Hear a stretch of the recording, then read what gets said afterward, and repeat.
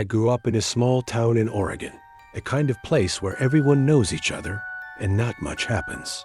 It was late September, the air crisp with the promise of fall, when the circus rolled into town. I was 17 at the time, working part-time at the local diner while trying to save up for college. The circus set up in the big open field by the river, its colorful tents and flags standing out like an alien ship against the gray sky. People were excited. We didn't get much excitement here, and the arrival of the circus was the talk of the town. The first time I saw Lorin was during a quick lunch break. A group of performers had come into the diner, their costumes still bright, even under the flickering fluorescent lights. Lorin stood out immediately. He was taller than anyone I'd ever seen, with a lanky frame that seemed too fragile to carry his height. His face was painted in the usual clown makeup, but there was something unsettling about his smile. It wasn't the painted kind. His mouth seemed to curl upwards unnaturally, like it was stuck that way. It felt like he was smiling, even when his expression should have been neutral. He didn't talk much, just sat there sipping his coffee, but I swear, I caught him watching me as I refilled cups at the next table. There was this sweet, almost sickly smell in the air, and I remember wondering if it was coming from him. That night, I decided to check out the circus with a few friends. The place was packed with families, kids laughing and pointing at the performers, and the smell of popcorn and cotton candy filled the air. The main tent was a riot of sound and color, but my attention kept drifting back to Lorin. He was the star of the show, juggling impossible objects, contorting his body in ways that didn't seem natural, and pulling tricks that left everyone amazed. But there was something about him that didn't sit right with me. His movements, though precise, felt almost too smooth, like a puppet on strings. And that smile, God, that smile never wavered, even when he wasn't the center of attention. It was as if it was carved into his face. After the show, as the crowd trickled out, I noticed him again. He was standing just outside the tent, illuminated by the glow of string lights. He was watching the people leave, but his gaze didn't feel casual. It felt predatory. I tried to brush off the feeling as paranoia, but the longer I stood there, the more I became convinced that his painted face wasn't makeup. I was about to leave when he suddenly turned his head in my direction, as if sensing my thoughts. For a split second, I swear his smile stretched wider, unnaturally so, and I felt a chill run down my spine. My friends called me over, breaking my trance, and I left without looking back. But that sickly sweet smell lingered, clinging to the back of my throat. The next morning, the whole town was buzzing. Mrs. Carmichael's dog, Baxter, had gone missing overnight. It wasn't unusual for pets to wander off, but something about it felt strange. She claimed she heard him barking furiously around midnight, then nothing. By the time she went outside to check, his leash was snapped, and there were no signs of him anywhere. People brushed it off as bad luck, but I couldn't stop thinking about the circus. That same sweet, nauseating smell had been stuck in my nose since the night before, like it had followed me home. The unease deepened the following evening when little Lucas Hammond didn't come home. He was 7, a sweet kid who always kicked his soccer ball around the neighborhood. His parents were frantic, and search parties were organized immediately. His ball was found at the edge of the woods behind his house, but Lucas was nowhere to be seen. I heard whispers around town. Mrs. Tinsley, the town's unofficial gossip queen, claimed she saw someone in colorful clothes walking near the forest that afternoon. My heart sank. It was Lorin. It had to be. I didn't say anything, though. Who would believe me? A clown from the circus being involved in a missing kid? It sounded ridiculous, even to me. On the third night, Mrs. Dempsey, who lived closest to the woods, claimed she saw something that shook her to her core. She told anyone who'd listened that she'd been up late knitting by her living room window when she spotted Lorin walking toward the forest. She described his silhouette perfectly: the tall, lanky frame, the oversized shoes, and that ridiculous colorful costume. But it wasn't just that. She swore his face looked different, like the makeup had melted into his skin and the smile. She said it wasn't just painted on anymore. It was raw, fleshy, and dripping something dark. Blood, she said, Of course, most people dismissed it as an old woman's overactive imagination, but I believed her. I had to. I'd seen enough to know she wasn't lying. By the fourth day, the town was on edge. Parents kept their kids inside, and the search for Lucas intensified, but there was no sign of him. That evening, I couldn't shake the feeling that something terrible was about to happen. I decided to head to the circus grounds after work, just to see if I could make sense of any of it. When I got there, the place was eerily quiet. The tents loomed in the darkness, their colors muted under the pale light of the moon. As I wandered closer, I noticed something I hadn't before: hoof-like marks in the dirt, leading away from the tents and toward the woods. They were too big to be from any animal I'd ever seen, and they sent a shiver down my spine. I stood there for what felt like an eternity, staring at those strange tracks leading into the forest. Every instinct in my body screamed at me to turn around and go home, but I couldn't. Something or someone was drawing me in. Gripping the flashlight I'd brought, I stepped cautiously into the woods, following the trail. The deeper I went, the stronger that sickly sweet smell became, thick and cloying, like rotten candy. The trees around me seemed to close in, their branches forming grotesque shapes that danced in the weak beam of my flashlight. Every crack of a twig or rustle of leaves made my heart leap into my throat. Then I saw it, a faint glow in the distance, just beyond a dense thicket of trees. As I crept closer, the light resolved into a strange circle of candles arranged around a small clearing. In the center stood Lorin. He was facing away from me, but I could see his impossibly long arms stretched out, his hands twisting into strange shapes, as if he were performing some kind of ritual. His costume looked different, now frayed, almost alive, with patches of dark, wet stains that shimmered in the candlelight. My breath caught in my throat when I noticed what lay at his feet, a bundle. It took me a moment to realize it was Lucas's red soccer jersey, crumpled and stained with something dark. I froze, too terrified to move or even breathe. I tried to back away, to retrace my steps without making a sound, but the forest seemed determined to betray me.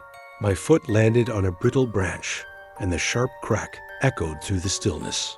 Lorin's head snapped around with a sickening twist, too fast to be human. The glow of the candles illuminated his face, and for the first time, I saw it clearly. The painted smile wasn't paint at all. It was flesh, pulled taut and grotesquely stitched into the shape of a grin. His eyes, impossibly wide and black as voids, locked onto me, and I swear I felt my soul being ripped apart under his gaze. He didn't move at first, just stood there, his chest rising and falling in deep, unnatural heaves, as if he were savoring the moment. Then he lunged. His movement wasn't like a person running. It was more like a blur, his body contorting in ways that defied logic. I stumbled backward, the flashlight slipping from my hands and clattering to the ground. In the chaos, I lost sight of him for a moment, but the sound of heavy, dragging footsteps let me know he was still coming. The sweet, nauseating smell was overwhelming now, thick in the air like a physical presence. I scrambled to my feet, tripping over roots and rocks, my lungs burning as I sprinted blindly through the forest. Somewhere behind me, I heard a sound that chilled me to the core.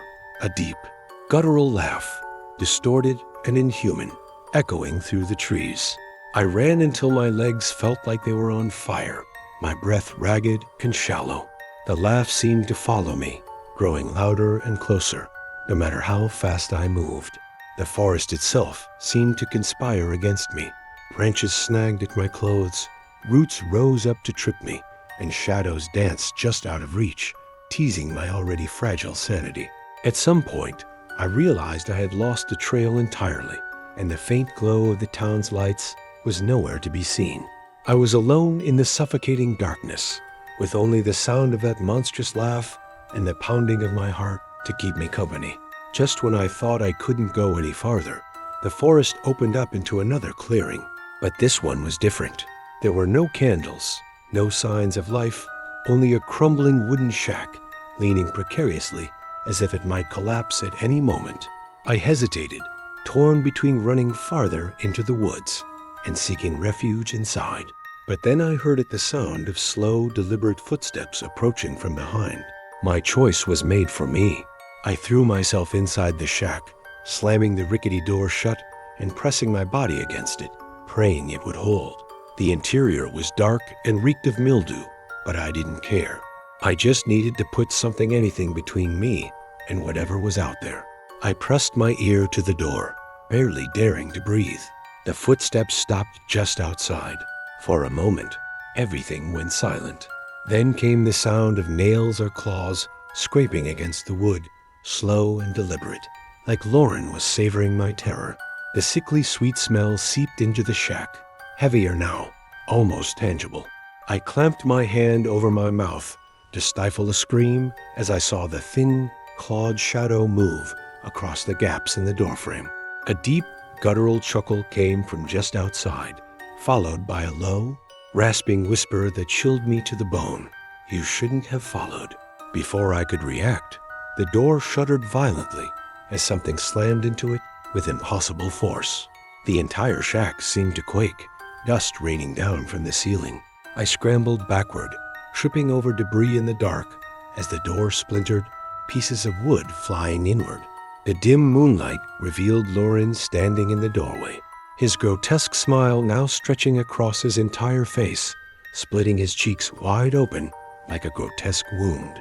His eyes glowed faintly, like embers in a dying fire, and his long, twisted arms reached forward, clawed fingers twitching with anticipation.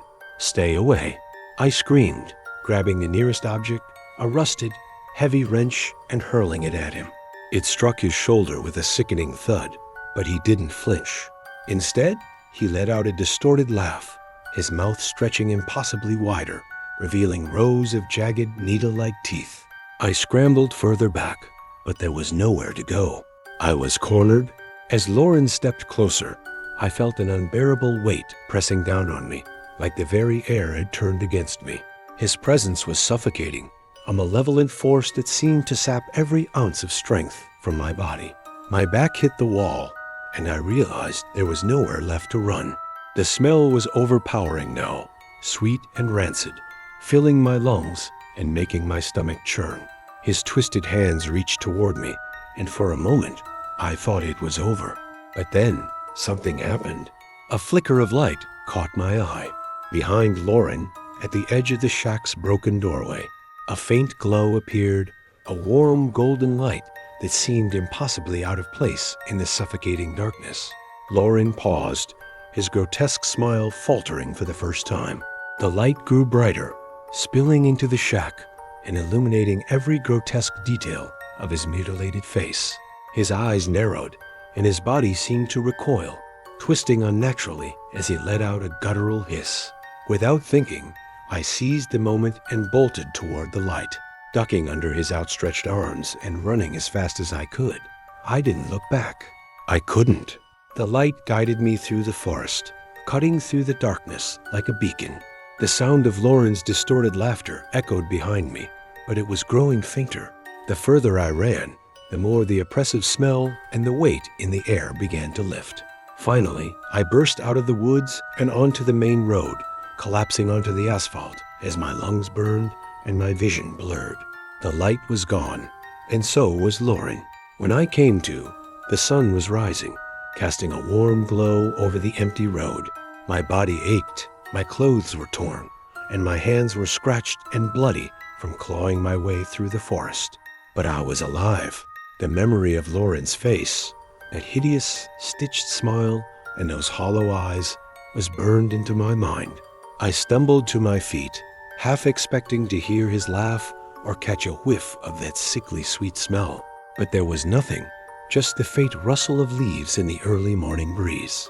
I made my way back to town, my heart still pounding in my chest. People were already out searching for Lucas again, their voices calling out through the streets and fields. When they saw me, they rushed over, asking where I'd been and what had happened. I wanted to tell them everything, but how could I? Who would believe that a clown from the circus wasn't human or worse? That he was something far darker than anyone could imagine? Instead, I muttered something about getting lost in the woods and left them to their questions. By that evening, word spread that the circus had packed up and left. No warning, no fanfare, just gone, leaving nothing but deep grooves in the dirt where their wagons had been. Lucas was never found, and neither was Mrs. Carmichael's dog. Over the next few weeks, the town tried to move on, but the weight of what had happened lingered like a shadow.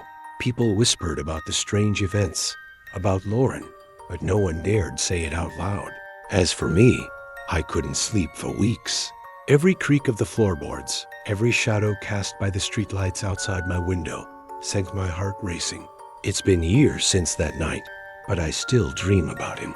Sometimes I see Lorin's face in the crowd, that grotesque smile flashing for just a moment before disappearing.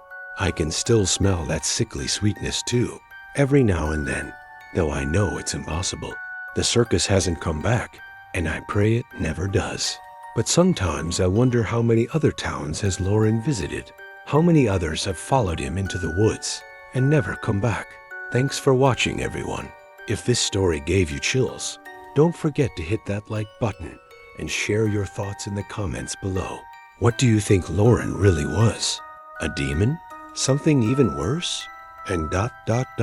would you ever follow someone like him into the woods? If you're new here, make sure to subscribe and turn on notifications so you never miss another terrifying tale like this one. And remember, sometimes the things that make us laugh can hide the darkest secrets. Stay safe out there, and as always, keep your eyes open. You never know what might be watching you. Until next time, take care and sweet dreams.